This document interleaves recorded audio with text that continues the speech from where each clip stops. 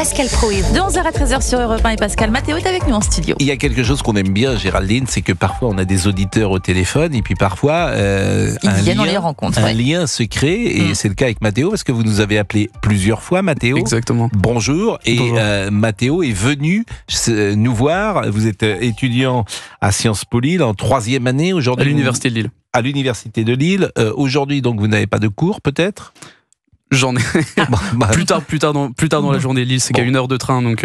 Mais vous êtes venu à Paris spécialement pour nous ? Non, j'avais un autre événement aussi, donc j'en ai profité pour passer dans les studios. Bon, on vous remercie. Et puis c'est Olivier Guénec qui est à la manœuvre, bien sûr, qui a le fichier central de tous les intervenants depuis 1982.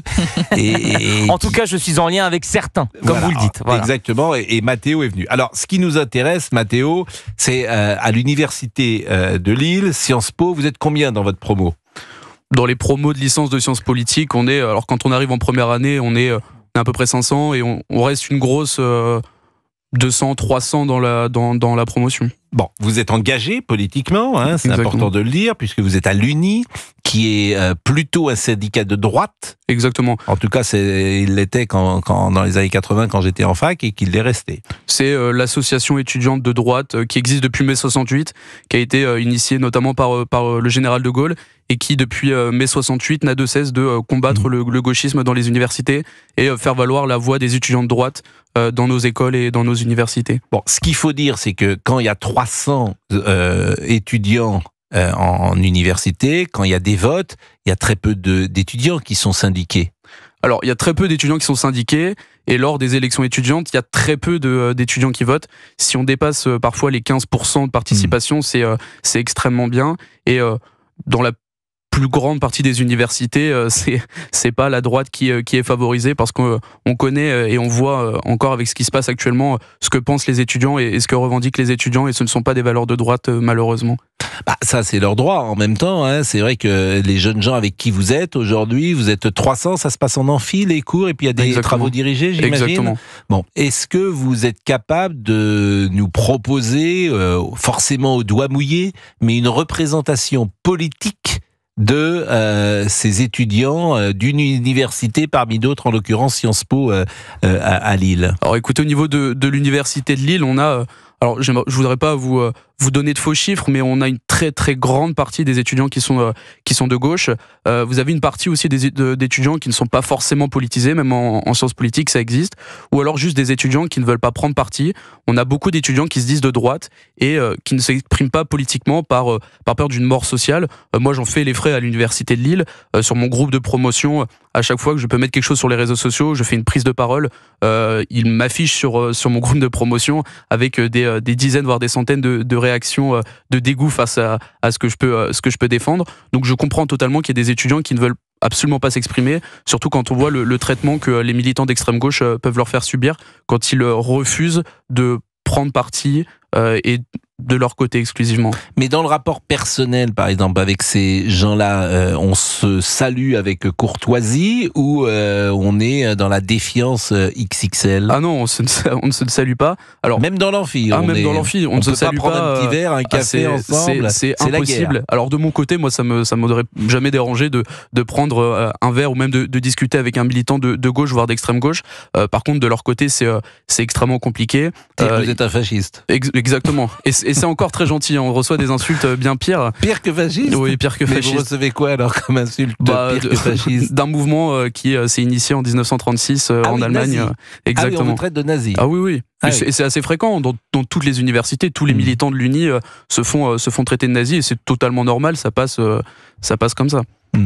Bon, forcément, dans le rapport au quotidien, ça peut être compliqué. Vous disiez tout à l'heure que l'amphi penche majoritairement à gauche, mais c'est une gauche, j'ai envie de dire républicaine, Hollande, proche de François Hollande, pourquoi pas, ou c'est une gauche plus proche de celle de Jean-Luc Mélenchon? Alors, c'est une gauche qui considère que François Hollande est beaucoup trop à droite.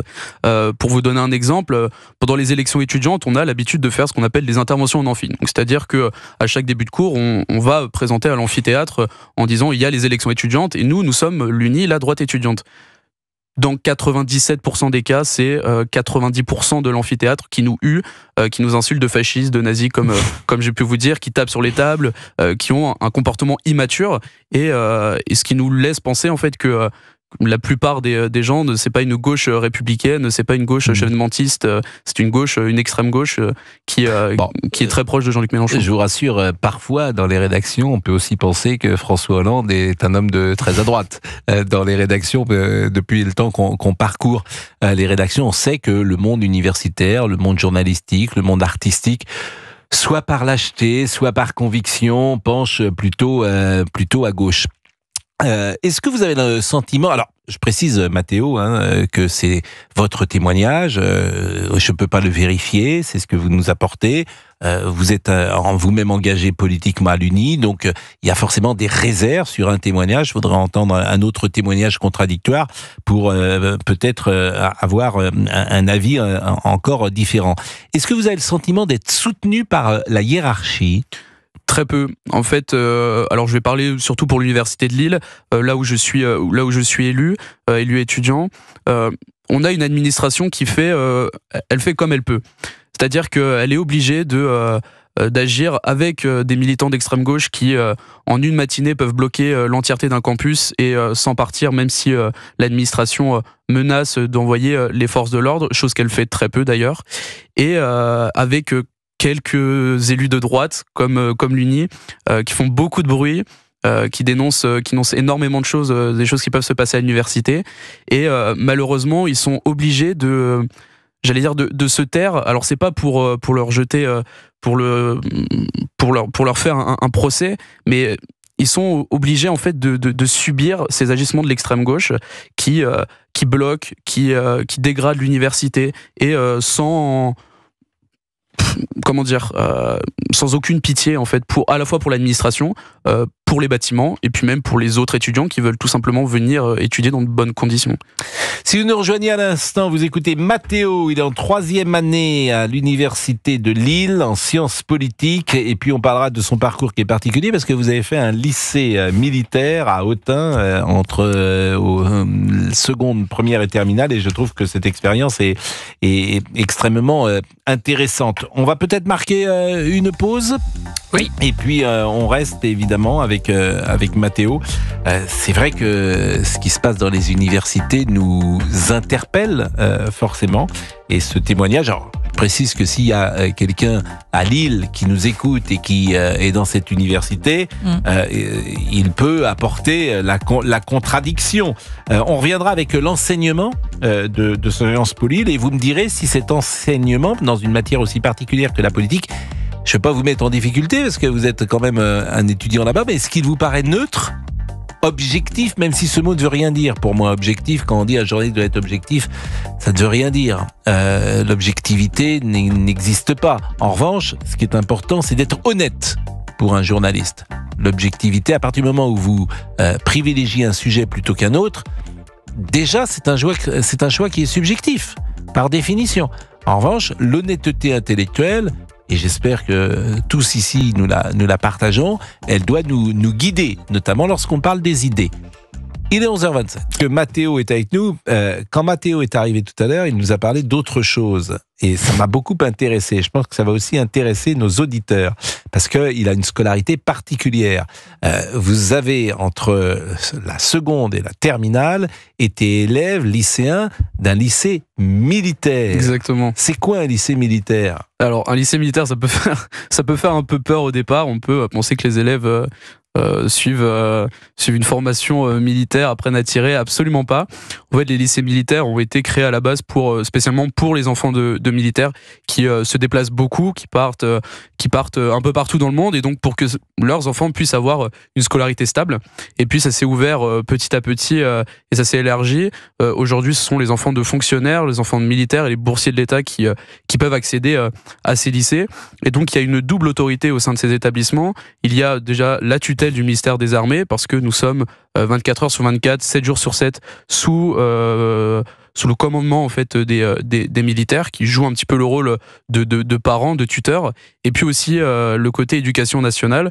Donc lorsqu'on a cours tout au long de la journée avec des professeurs qui sont eux détachés de l'éducation nationale. Alors il n'y en a pas tant que ça des lycées militaires en France, il y en a 4-5 De mémoire il y en a 6, donc 4 qui relèvent de l'armée de terre, un qui relève de la marine et un qui relève de l'armée de l'air et de l'espace. Donc vous étiez à Autun. Exactement, en Saône-et-Loire. Célèbre parce que l'évêque d'Autun, c'était Talleyrand, donc qui a marqué cette ville. Mais ce qui est intéressant dans le parcours, c'est que vous entrez en septembre et vous ressortez qu'à Noël. Donc il n'y a pas de samedi, il n'y a pas de dimanche en famille. C'est-à-dire que vous y êtes du lundi au dimanche en internat. Alors ça dépend parce qu'il y a des enfants, enfin des étudiants qui viennent de toute la France.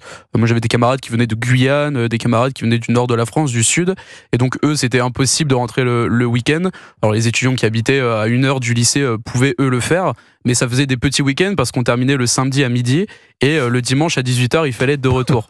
Donc c'était des petits week-ends. Donc c'est à l'ancienne, c'est ça qui m'a... Exactement. Et le samedi c'était contrôle. Exactement, le samedi, tous les samedis c'était toute contrôle. La matinée. Ouais. Alors c'est quand même sur dossier et c'est plutôt une élite. Je ne sais pas si elle est intellectuelle, mais en tout cas des jeunes gens qui ont des bons résultats, qui arrivent en seconde. Nous sommes d'accord, vous aviez été choisi parce que vous aviez des bons résultats. Exact. Et puis le week-end, vous faisiez du sport à l'intérieur de l'établissement. Le week-end, il y avait tout un tas d'activités qui étaient proposées, tant des activités intellectuelles que manuelles, que sportives.